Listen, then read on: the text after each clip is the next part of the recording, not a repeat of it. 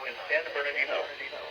The National Weather Service in San Diego has issued a flash flood warning for the Apple and El Dorado burn scar in Riverside County in Southern California, San Bernardino County in Southern California until 10:15 a.m.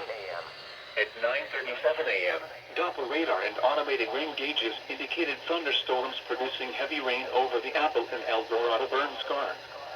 Between 0.02 and 0.10 inches of rain have fallen so far. Flash flooding is ongoing or expected to begin shortly. Hazard, life-threatening flash flooding. Thunderstorms producing flash flooding in and around the Apple and El Dorado burn scar. Source, Doppler radar and automated gauges. Impact, life-threatening flash flooding of areas in and around the Apple and El Dorado burn scar.